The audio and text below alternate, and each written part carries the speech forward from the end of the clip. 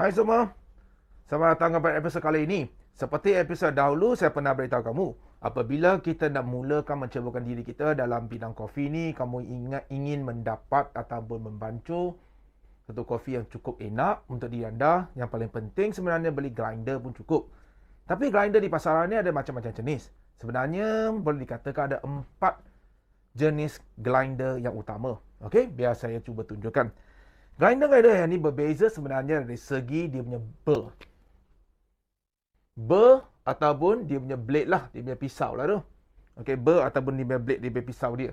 So, apa yang membezakan dia? Yang pertama kita namakannya sebagai blade grinder. Blade grinder ni adalah biasa yang digunakan lah. Yang biasa kita nak buat untuk dapur ke, kita akan nampak grinder tu dia ada pisau, dua belah pisau macam tu. Lepas tu berputar dengan kelajuan yang tinggi. Itu namanya blade grinder. Ada blade grinder juga memang digunakan untuk buat kopi. Tapi sebenarnya kualiti yang dihasilkan ini dia kurang sedikit. Dia memang kurang sedikit. Sebab kamu menggunakan yang ni, apabila dia dah pecahkan dia punya bin itu akan mendapat sepihan-sepihan yang saiz berbeza-beza.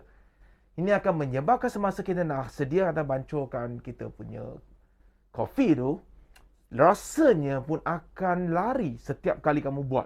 Maksud saya adalah mungkin kamu menggunakan grinder ni, kamu buat kopi kali ini. Kali kedua grinder ni juga, kopi yang satu lagi, walaupun bin yang sama, tapi rasa akan berbeza. Sebab dia saiz yang dia grind dia agak berbeza.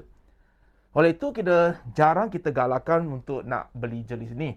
Dan harga dia pun adalah termurah lah di antara semua. Yang kedua, kita ada namanya sebagai conical burr. Conical burr grinder. Iaitu dia adalah bentuk sedemikian. Macam bentuk cone lah. Dan dia adalah macam ini. Dalam dia bentuk cone. Lepas tu satu lagi bilah dia burr kat dalam. Sebab bila masukkan dia. Okey, dia akan dipusingkan lah. Okey, macam mana dia berfungsi? Conical burr ni dia macam ni. Dia bentuk macam cone lah. Lepas tu di sini dia ada bilah dia kat sini lah.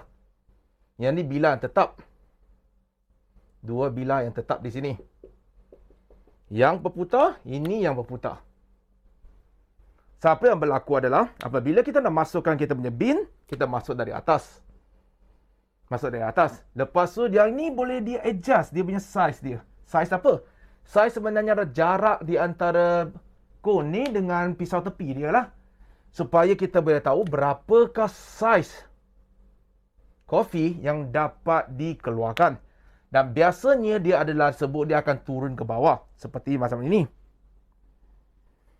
Kamu boleh nampak. Dia kat sini. Bin kita masuk ke atas. Lepas tu kita pusingkan dia. Dia akan jatuh ke bawah. So, untuk yang jenis ini, dia ada banyak berbagai teknologi terpulang kepada dia punya reka bentuk untuk burr ni. Okay. Dan biasanya jenis yang grinder yang menggunakan burr jenis ni, dia adalah biasanya hand grinder. Boleh dikatakan kebanyakan, I would say 99%, maybe 90% lah. Kalau 99% lampau sangat lah. 90% grinder dia menggunakan burr sedemikian. Sebab burr ini dia tidak memerlukan satu kelajuan putaran yang sangat tinggi untuk menghasilkan sepihan kopi yang baik.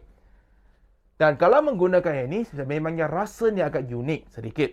Sebab cara dia memecahkan bin dia agak berbeza. Kalau ada masa depan, ada masa saya akan cuba terangkan macam mana boleh pecahkan bin yang lebih baik bandingan ini. Juga sama. Yang ketiga, kita ada flat burr. Tapi flat burr ni, dia ada, boleh dikatakan ada yang diletakkan secara melintang. Okey, melintang.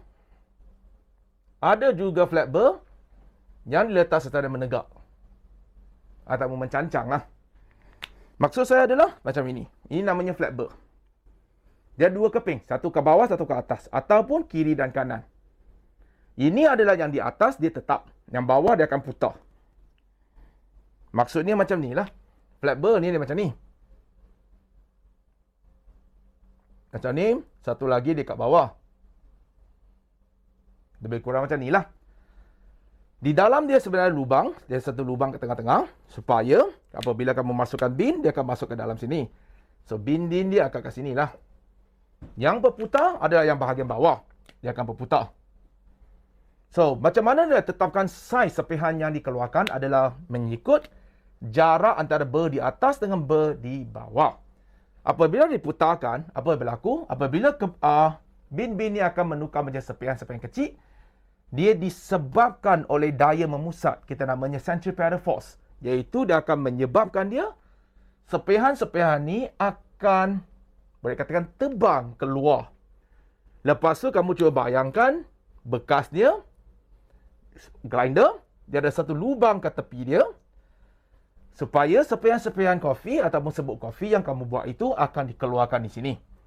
Itu adalah cara dia lah. Tapi yang ini kamu boleh nampak adalah satu kelemahan dalam, disebabkan oleh reka bentuk dia, apabila grinder ni berputar, dia menggunakan kelajuan yang sangat tinggi supaya sepihannya boleh ke tepi. Dan bukan begitu saja, sepihan-sepihan kopi itu akan mungkin dia akan tersekat di sini. Yang ni sekatannya kurang sikit. Okey, yang ni sekatan dia agak hebat. Oleh itu, setiap kali apabila kita gunakan grinder ini, kalau kamu nak mendapatkan rasa lebih baik, pastikan setiap kali kamu sudah guna, bersihkan dia. Bersih maksudnya keluarkan sepihan kopi yang lama. Buka saja, cuba guna vacuum yang bersih, vacuum cleaner. Just vacuum sahaja. Macam itulah. Kalau tidak, sepihan-sepihan lama ni akan menyebabkan rasa kopi ni akan terjejas. Itu dia. Okey, tapi kebaikannya adalah dia laju. Lepas tu dia dapat menghasilkan sepihan kopi yang konsisten. Saiz lebih kurang sama. So, rasa yang dia dapat setiap kali kamu buat, aku rasa yang lebih kurang sama juga. Itulah mengapa ber ini biasanya digunakan dalam kedai-kedai kopi. Di komersial. Kalau kamu beli mana-mana, dia biasanya gunakan ni. Sebab dia laju. Konsisten. Dia memang kecekapan tinggi. Itulah kebaikan dia. Satu lagi, dia bentuk yang sama. Tapi ber dia diletak secara menegak. Macam ni. Okey, bin dia akan dimasuk ke di atas. Sama juga, satu yang tetap, satu yang berputar. Katakan ini berputar, ini tetap. Dia akan glide bin ke dalam. So, bin dia akan di sini. Dia akan glide ke dalam. Lepas tu, dia akan dijatuh di bawah. Apa kebaikan ni? Kebaikan ni adalah, dia dapat mengatasi masalah ini. Sebenarnya, dia banyak sepihan akan tersekat di tengah-tengah semua ni. Sebab kamu kena faham lah, bumi ni ada gravity. Dia akan tarik ke bawah. So, semua sepihan-sepihan akan tersangkut. Tapi yang ini, sepihan-sepihan ni boleh dikatakan lebih kurang 90% dia akan keluarkan disebabkan gravity. Dia akan terus keluar. Banyak ada kebanyakan masanya apabila kamu katakan masukkan 20 gram bin kan, yang kamu keluar you dapat serbuk tu lebih kurang pun 19.8. Mungkin sedikit dah jadi hilang. Tapi ini tidak. Ini agak banyak dia akan hilang setiap kali kamu buat lah. Okey? Tapi yang ini apa kelemahan dia? Kelemahan dia adalah mesin ini disebabkan kamu dengan gelai macam ini, dia kena berputar dengan satu kelajuan yang amat tinggi. Supaya yang jatuh tu bukan sepihak, bukan bin. Kalau kamu macam mana, kamu boleh sedar, bin akan jatuh juga kan? Kalau benda ni berputar dengan sangat laju, bin akan ke dalam. Tapi yang sepihannya yang keluar. Itulah design dia macam ni lah. So, untuk mengatasi dia kena berputar dengan sangat laju. Oleh itu, harga jenis ini adalah lebih mahal lah berbanding dengan semua yang kita ada di sini. Sebab dia punya motor dia sangat power lah. So, ini adalah satu gambaran dan asas untuk anda macam mana dan grinder dia berbeza dan satu dengan satu lain. Kalau kamu nak dapat satu cita rasa yang unik, conical ataupun yang ni. Sebab yang ni dia baik tapi dia agak mahal lah. Okay? So, itulah saya boleh kongsi bersama untuk episod ini. Kalau kamu semua suka channel kami, tolonglah like, share dan juga subscribe. Kalau boleh, komen sedikit. Terima kasih semua. See you next time.